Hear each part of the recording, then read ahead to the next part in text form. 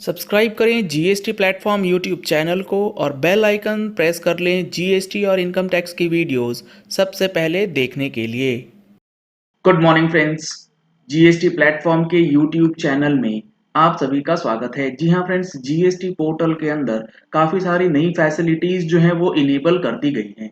आप देख पा रहे हैं रजिस्ट्रेशन के अंदर आधार ऑथेंटिकेशन जो है उसे मैंडेटरी कर दिया गया है। अगर आपका जीएसटी नंबर कैंसिल हो गया था, अब आप उसे रिवोक करवाना चाहते हैं, तो रिवोकेशन एप्लीकेशन को फाइल करने से पहले आपको अपना आधार ऑथेंटिकेशन करना होगा, जिसकी फैसिलिटी पोर्टल पे इनेबल कर दी गई है। Submission of Aadhaar enrolment ID. अब जब आप ई केवाईसी करने जाएंगे या फिर आधार केवाईसी करने जाएंगे तो यहां पर आपको प्रॉब्लम आती है कि कई बार आपका आधार नंबर जो है वो बना हुआ नहीं रहता है। तो यहां पर आपके पास इनरोलमेंट आईडी के थ्रू ई केवाईसी का ऑप्शन जो है वो भी इनेबल कर दिया गया है। इसके बाद जो हमारा रिटर्न का डैशबोर्ड है, उस डैशबोर्ड के अंदर अब आपको एक मैसेज दिया जाएगा। अगर आप अपना स्टेटस यानी कि क्यूआरएमपी से आ रहे हैं मंथली में या मंथली से क्यूआरएमपी में, या फिर आपका नंबर कैंसिल हो गया था वो रिवोक हुआ है, तो ये सारी चीजें अब आपको यहां पर बता दी जाएंगी आपको रिटर्न डैशबोर्ड के अंदर। इसके बाद जो अगला चेंज किया गया है, filing of application for revocation of cancellation of registration in REG 21। यहां पर मैंने डिटेल्ड वीडियो आपके साथ शेयर किया था कि अगर आपका जीएसटी नंबर कैंसिल हो गया है, अब आप उसे रिवोक करना चाहते हैं, तो रिवोकेशन का जो पीरियड था नॉर्मल 30 डेज का वो निकल चुका है। तो अब आप एक्सटेंडेड पीरियड का बेनिफिट ले सकते हैं। रिवोकेशन आप ऑनलाइन फाइल कर सकते हैं और ऑनलाइन रिवोकेशन को फाइल करने के बाद आप कॉन्डोनेशन ऑफ डिले जो है वो भी आप साथ के साथ ऑनलाइन फाइल कर सकते हैं और उसका अप्रूवल जो है वो सारी चीजें ऑनलाइन प्रोसेस के थ्रू ही करी जाएंगी। पहले ये चीजें ऑफलाइन करी जाती थी, अब ये सब चीजों को इंक्लूड कर दिया गया है आरईजी 21 के ऑनलाइन फॉर्म के अंदर। तो ये एक अच्छा रिलीफ जो है वो दिया गया है ऐसे लोगों के लिए जिनका रजिस्ट्रेशन कैंसिल हो गया है और 30 दिन का टाइम पीरियड जो है वो भी एक्सपायर कर गया है। अब आते हैं रिटर्न्स के लिए। तो रिटर्न्स के अंदर जो आईटीसी 04 है, जी हाँ फ्रेंड्स, आईटीसी 04 जॉब वर्क के केस में आपको भरना पड़ता है, जिसकी पहले फ्रीक्वेंसी थी क्वार्टरली। अब इसे चेंज कर दिया गया है जीएसटी काउंसिल की मीटिंग की तरफ से, और इसमें यह बताया गया था कि जिनका टर्नओवर 5 करोड़ रुपए तक है, यानी कि जो आपका टर्नओवर 5 करोड़ से कम है, तो आपको हाफ ईयरली बेसिस पे फाइल करना है। तो ये जो आईटीसी 04 का हाफ ईयरली फॉर्म है वो भी अब आप लोगों के लिए इनेबल कर दिया गया है। तो अब आप इसमें क्वार्टरली के बजाय हाफ ईयरली फाइलिंग कर पाएंगे।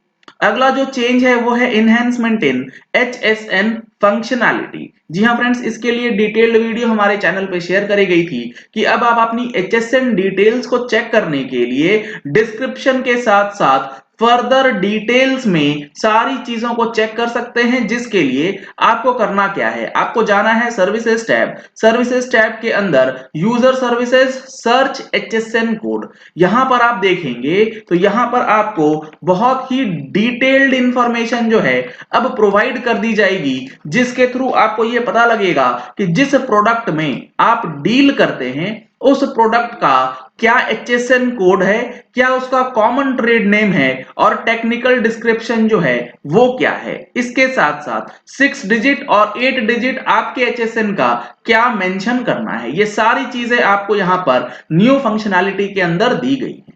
इसके बाद है blocking filing of statement of GSTR one in case of non-filing of returns in 3B for the preceding tax period। ये सबसे इंपॉर्टेंट है। इसमें यह है अब कि आपको अगर जीएसटीआर1 की रिटर्न फाइल करनी है, तो जीएसटीआर1 की रिटर्न को फाइल करने से पहले जीएसटीआर 3B की रिटर्न्स जो हैं वो फाइल करनी होंगी। अगर आप 3B की रिटर्न नहीं फाइल करेंगे तो आप अगले महीने की जीएसटीआर1 या आईएफएफ जो है वो नहीं फाइल कर पाएंगे। इन चीजों को अब रूल 59(6) के थ्रू पोर्टल पे भी अब इनेबल कर दिया गया है, क्योंकि ये सारी चीजें आपको इनपुट टैक्स क्रेडिट के लिए करी जा रही हैं। जैसा कि आप सभी को पता भी होगा, बजट के अंदर इनपुट टैक्स क्रेडिट से रिलेटेड काफी सारी चेंजेस जो है किए गए कि सामने वाला जीएसटीआर1 फाइल करेगा तभी आपको इनपुट टैक्स क्रेडिट जो है वो मिलेगा। तो अब इनपुट टैक्स क्रेडिट लेने के लिए सामने वाले का GSTR1 जो है वो ब्लॉक किया जाएगा अगर वो 3B नहीं फाइल करता है। बजट के अंदर और भी कई सारी चीजें बदल दी गई हैं। अगर आप लोगों ने अभी तक हमारी मंथली टैक्स मैगजीन का सब्सक्रिप्शन नहीं लिया है, जिसके अंदर हमने बजट में हुए सारे महत्वपूर्ण चेंजेस, चाहे वो जीएसटी के हो या इनकम टैक्स के हो, उसके बारे में डिस्कशन किया है, तो दिए गए नंबर्स पे कॉल करके, व्हाट्सएप करके आप टैक्स मैगजीन का सब्सक्रिप्शन करा सकते हैं। 2021 से रिलेटेड जो ऑनलाइन आपको फाइल करना है GSTR 9 और 9C, इसका ऑनलाइन ट्रेनिंग सेशन ऑर्गेनाइज किया गया है 20 फरवरी 2022 को, जिसमें हम लोग डिस्कस करने वाले हैं फाइनेंशियल ईयर 2021 से रिलेटेड ऑनलाइन फाइलिंग किस तरीके से कर सकते हैं 2021 की एनुअल रिटर्न। अगर आपको इस वेबिनार में रजिस्टर करना है तो सेम नंबर पे कॉल करके, व्हाट्सएप करके आप सीट्स बुक कर सकते हैं क्लोजिंग होने से पहले। अब अगला जो चेंज किया गया है रिटर्न्स के बाद रिफंड फंक्शनैलिटी में, यहां पर अब आपको रिफंड फंक्शनैलिटी के अंदर जो RFD 01 भरते हैं उसके अंदर एप्लीकेशन स्टेटस में कुछ चीजें बदल दी गई हैं कि आपका रिफंड का क्या स्टेटस है वो आपको बताया जाएगा। आधार ऑथेंटिकेशन मैंडेटरी है, ये सबसे इंपॉर्टेंट है, इसको समझ लीजिएगा कि अगर आपका कोई ऐसा रिफंड बनता है जिसमें आप टैक्स का पेमेंट करते हैं और टैक्स पेमेंट करने के बाद आपका रिफंड जो है ऑटोमेटिक आता है, तो GSTR1 से जैसे ही आप इनवॉइस अपलोड करते हैं आइस गेट में डेटा ऑटो ट्रांसफर होता है। ऑटो ट्रांसफर होने के बाद रिफंड आपको मिलता है डायरेक्टली बैंक अकाउंट में। तो इस चीज को इंश्योर कर लीजिए कि ऐसे केसेस में जहां पर IGST आपने पे करके एक्सपोर्ट किया है तो आपको RFD 01 जो है वो नहीं भरना है, और इसको RFD 01 के अलावा जो GSTR1 का फॉर्म है उसके साथ ही प्रोसेस होगा।